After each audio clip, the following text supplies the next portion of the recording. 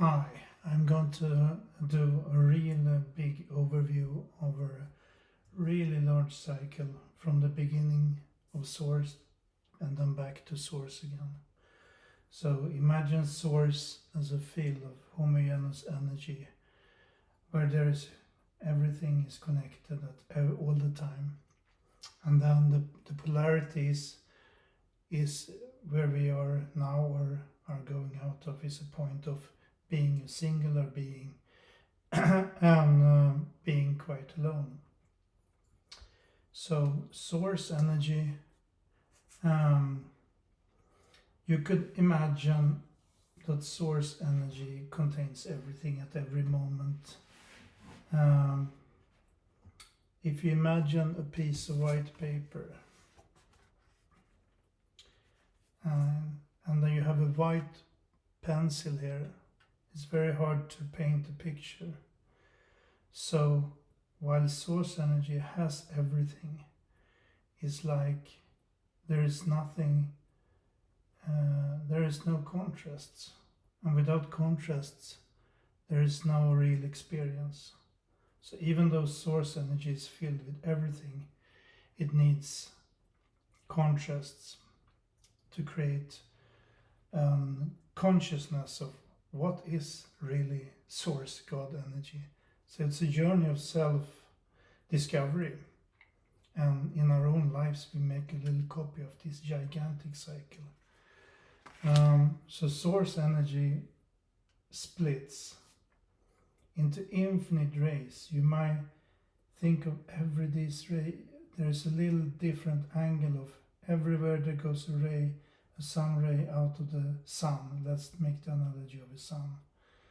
And it goes out and at some point the trajectory turns. So you return back to the source again. And every little ray, the angle is a little bit different. And if it's infinite angles. If you just enlarge a piece of this, you can do even more, and enlarge that piece, you can do even more. So there is no stopping of making small differences. Every of these sun rays is a trajectory for the higher self. And the higher self is the core of every being.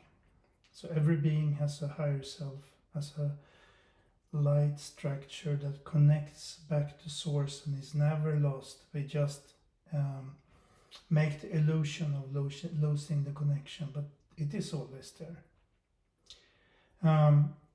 So the journey, I call it involution. So it's a process of involution from a higher state where everything is connected into a state of evolution where you have transformed your energy into smaller and smaller pieces, you might say, and then opening everything up to come back to the source energy, but with the consciousness of the whole journey. So source energy is looking for consciousness expansion. So involution I also call like dressing. You dress because the higher self is absolutely a piece of light. It's nothing. It has no clothes. It's just an energy. And this energy has no form. All the higher selves are equal in the beginning. But since they have different trajectory, they become different. So if you have the white light of the sun and you have a prism, and then this prism makes the light go into the 7 rays of the rainbow, 7 colors of the rainbow. That's one way of making this high white light into different lights. That in all the different lights in itself has a lower energy, but in order to paint a picture, you need colors, right? So the first thing that happens is that the higher self starts to gain experiences and building up something that I would call the true self or the soul. So this process I will not go into detail with, but the soul has a structure, it has a personality, it is different, it is connected with source, so it's like nature. In nature we have balance automatically because everything is connected. So that's the same thing with the true self. And then there comes a point where the true self or the soul starts to incarnate, and I symbolize that with this heart here. And also the higher self is one of the connections point in the human body. Maybe the most important is in the heart. So the soul starts to incarnate in a physical body. And what happens is, in order to make experiences as a physical human being, you are actually quite disconnected from source. And this process is gradual. But this disconnection also means that you don't have the right answers for things. You don't know what is right and wrong. That is something you have to try out. Imagine that you have a book with all the answers in the end, and then you know all the right answers, and then you can do all the right stuff. But this process of trial and error is meant to be a process of creativity, of creating new things. That the wrongdoings that we do, they create like new experiences, new universes. And of course you make errors, and what we experience as human beings through the incarnational cycle is traumatic experiences. We have a lot of loss of closed ones and so on, and wars and stuff. And these traumas, they are very strong. And that creates a fear of making new mistakes. And these fear-based traumas, they connect more and more. So you try to avoid mistakes. You try to protect yourself. The egoic structure is mainly there in order to keep you alive. Like if you are an animal, how do you find food? And all this structure that is to keep you alive. It's a very positive thing. And all of these life experiences create something that I call the mold. And the mold is a kind of, these kind of carpets where you have different bits of cloths, and then you put them together, like in Sweden we call it a lapptäcke. So you have different pieces of cloths and then you sew them together, and you work like this to try to make it fit and so on. But there is always tension, there's always difficulties in this. And you're actually trying to protect yourself from negative experiences, and you're trying to survive.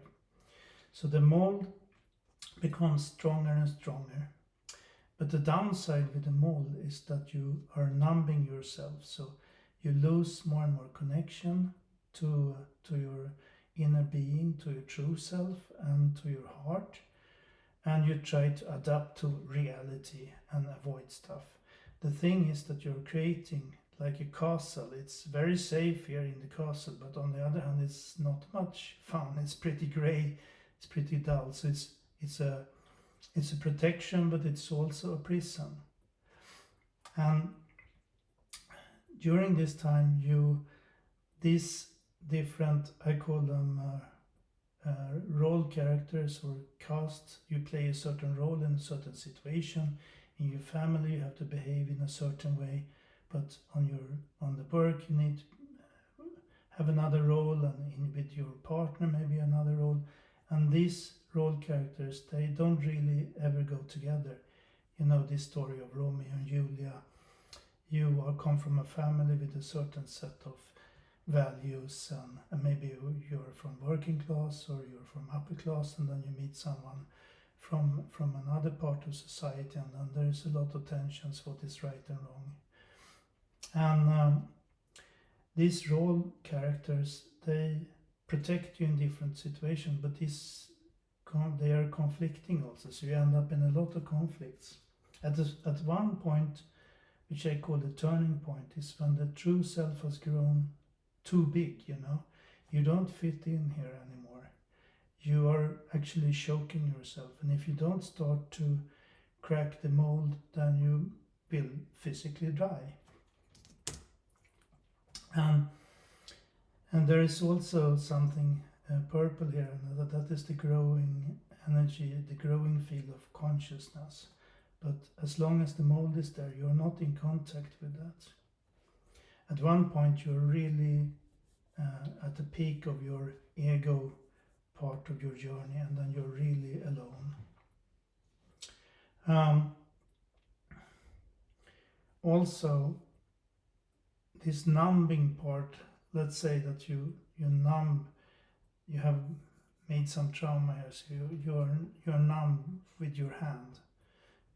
Like the hand is like a symbol of a behavior pattern that you have, and you don't feel your hand, so your behavior is hurting other people, but you don't feel anything yourself because you have numbed yourself.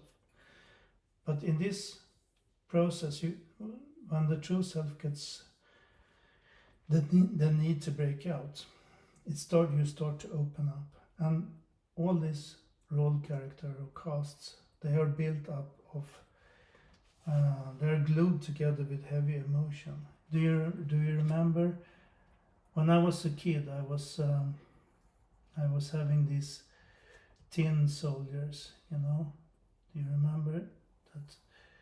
Maybe you didn't have it, but I had it, and you could melt some metal there, and then you had some kind of mold where there was.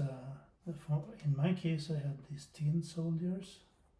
So you poured this liquid metal in there. It was, and then inside of this mold you had a shape. So, and then when you cracked the shape, you got out a tin soldier. So, these classic tin soldiers, and so the mold is shaping our inner being. This is just an analogy, but the mold is also shaping our inner being, and the mold that protects us has to crack so your inner being can step out. If you're very greedy in your role cast character, then you're really generous in your true self. So there's a mirroring of the negative sides to positive sides, but there's a shape connection between them. And at this part, the mold starts to crack, and you get a big flow of energy here. And this is the most difficult part, when you start to open up to new realities, when you start to open up to the universe, and man realizes that the 3D world is not the real deal. But because of you still have these cast roles to play, you're still stuck in some places. So while you could be very spiritually developed, you can also have childish behaviors that is really stuck in you. So this is the hard part. This is where humanity is right now, and we are cracking out of these old patterns. But at this point in the human development, it's also becomes really dark, and it's always darkest before the light comes. But the phase goes on, and finally you get rid of a lot of this. And I will do a lot of information about how do you create your world, because what you have in your consciousness, what you have in your mind, inside of yourself, becomes mirrored in your life. So all of these YouTubes you can see about how to manifest is about what do you have in your consciousness, in your subconsciousness, because it creates the reality you have around. And most people are starting to adapt an understanding of this, but how do you change them?